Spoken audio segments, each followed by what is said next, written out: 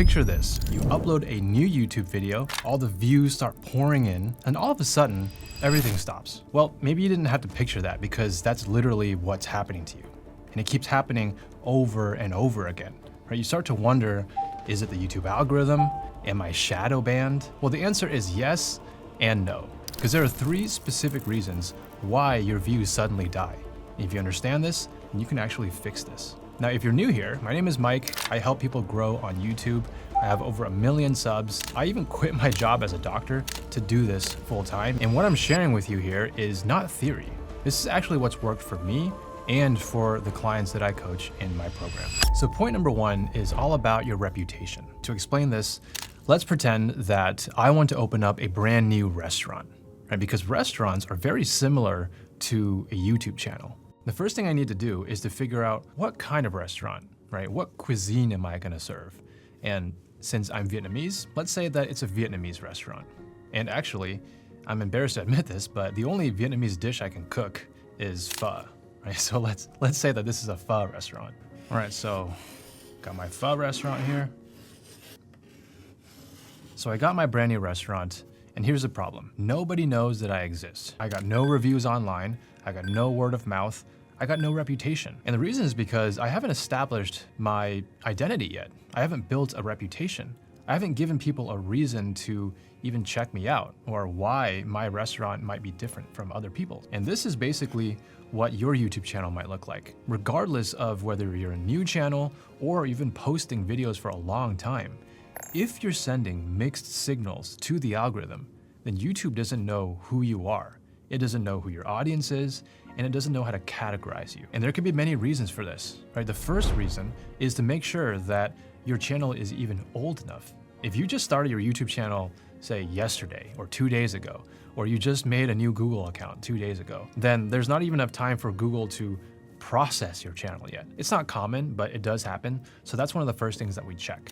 And you can see this in your analytics if your channel is just not getting any impressions. Another reason might be that you're just really inconsistent, right? You're posting randomly, there's no cadence or schedule, so there's no patterns for YouTube to recognize. Or similarly, maybe your content is inconsistent, right? Maybe some weeks you're posting about personal finance and other weeks you're posting about going to the gym. Those are mixed signals that will confuse the algorithm. And finally, and this is probably one of the biggest reasons why people get stuck, is that you haven't defined your niche. You're just trying to be everything to everyone. And so what happens is that YouTube is gonna show your video to just random people and hope that it sticks. I mean, sometimes a few people will watch, but usually they're not gonna come back. And when those random people don't engage or don't come back, then YouTube stops promoting your videos. And that is why your views will die. So how do you fix this? Well, you need to build your reputation. You want to pick one specific thing that you're known for. Notice how I didn't open a Vietnamese restaurant, I specifically opened a pho restaurant. So don't just pick a niche, pick a sub-niche. But once you figure out your niche, the second part is extremely important, and is that you want to post consistently on that sub-niche. And this is such a big deal because YouTube needs enough data to know how to categorize you. So to explain this part, think about your reputation like a scale, or like a balance. And I'll use my first YouTube channel here as an example, right? So when we first started out posting videos, we were making videos on all sorts of topics, right? It was all over the place. So we had videos about magnesium supplements. We had videos about blood pressure cuffs. We had videos about iPad reviews. I mean, there was one video where literally me and my brother, Maddie, we were just playing a DJ set, right? Super random. But as we continued posting videos, we learned that we had to finally pick a niche. So the niche we chose was the study niche. And more specifically, the transformation was that we were helping students learn more effectively and be more productive so that they can get better grades. So we made one video about how to study smart. Now, if YouTube were to look at our channel as it is here, it's gonna see that there are still so many videos that are just all over the place. But over time, we had to make more videos on the same topics, helping the same target avatar achieve the same transformations. And over time, it would shift the balance of the scale this way. So now YouTube can see there is consistency and there is alignment in all of the videos. And this is how you guide the algorithm on categorizing your channel. And if your channel is dead or lost momentum, this is a way to jumpstart it. But the key insight I want to show you here is that the YouTube algorithm isn't against you. It just doesn't know how to categorize you. And your job is to help it do that. And by the way, if you're struggling to find your niche or find your sub niche, then this is what we help people do, right? You can check links in our description below. We have a bunch of free tools that you can use to deep dive into who you are, what your business does, and then align it with a profitable niche. All right, so now here is where things can get a little tricky. And this has to do with the 80% rule. So let's say that YouTube has finally figured out who you are. Let's say you are the camera review channel. So you're doing really well, but after so many camera reviews, you start to get bored. You're kind of like me, right? You're creative, you want to try new things, and so you think, I already make tech review videos. Maybe I'll make videos reviewing some of my favorite PlayStation games, right? Or PlayStation accessories. In the end, it's all tech, right? So you post a video about PlayStation and it bombs, right? Barely anybody watches it. Well, what exactly happened here? What happened was that you broke the 80% rule. So there's this concept called the 80% rule that we learned from Patty Galloway. Patty is one of the biggest YouTube experts in the world. And what he says is that every video you make should interest at least 80% of your current core audience. So let's think about that, right?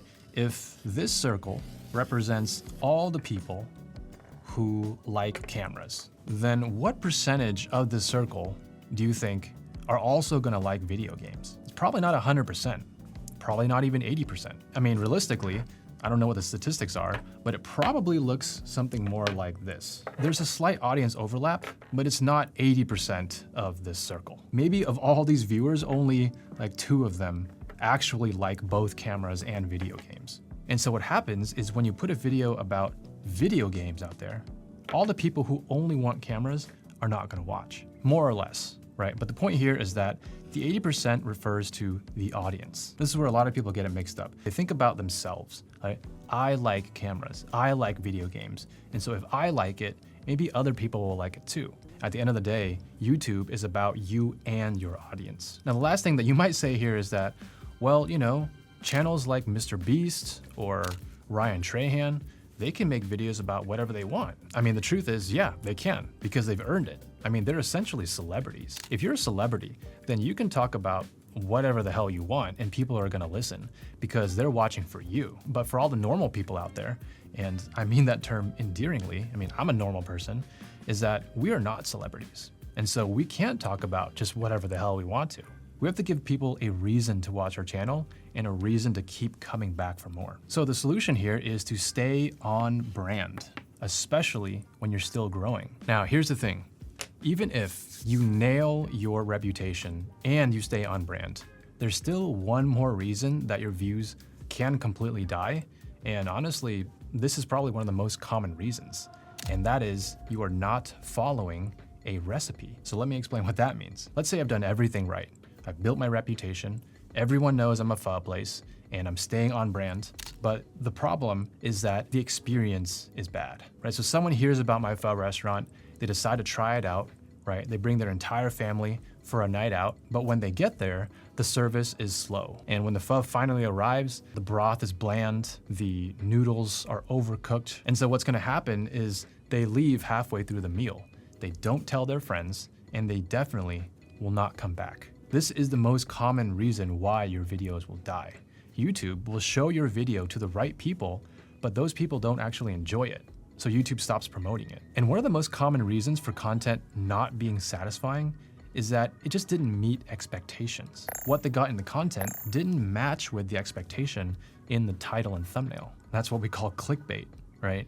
And yes, you can clickbait people without intentionally clickbaiting people. Like if your title and thumbnail promised one thing, but then in the video you delivered something completely different, even unintentionally, you still clickbaited people. So you can also look at metrics like engagement, right? Did people leave comments? Did they give it a thumbs up? Did they share it with other people, right? All of this doesn't matter. If my food is not good, then people are not gonna come back for more, right? So I'm getting a D minus here. It's basically failing. So how do we fix all this, right? It all comes down to execution. Are you executing on a recipe? So look at your videos, right? Are the first 30 seconds of your video, is the hook good? Is it grabbing attention? Is your video just full of fluff, right? Not saying anything at all, no substance in it. Does your video have poor pacing? Is there poor production quality, right? You got bad audio, bad lighting, bad editing. Does your video clearly deliver value? People have already figured out how to make good content. There are playbooks out there for how to make good content. Just like there are playbooks for, how to play tennis or how to make tacos. There are strategies and techniques that you can follow. So if you're not following a recipe that works, then you're going to continue making low quality content. I mean, I had to learn how to make good pho. You need to learn how to make good content. And there are specific things to look at so that this isn't just, some vague get better advice. And probably the most important point here is that the first batch of pho that I made, my wife thought it was awful, but I didn't give up. I learned, I practiced, and I got better. And now she actually requests it. And YouTube is very much the same way. When you nail all of these points, your videos don't just get views for the first 48 hours, they become assets that generate you views for months and years to come. So here's a challenge, right? Look at your last 10 videos and ask yourself these questions. Does YouTube know who I am? Am I staying on brand? And am I executing actually good content? And if you want help with any of this, then this is literally what we do in our program. We help people fix these problems so that you can turn your YouTube into an actual profitable channel. We work with serious creators and entrepreneurs who are ready to stop guessing what to do and start building real YouTube businesses.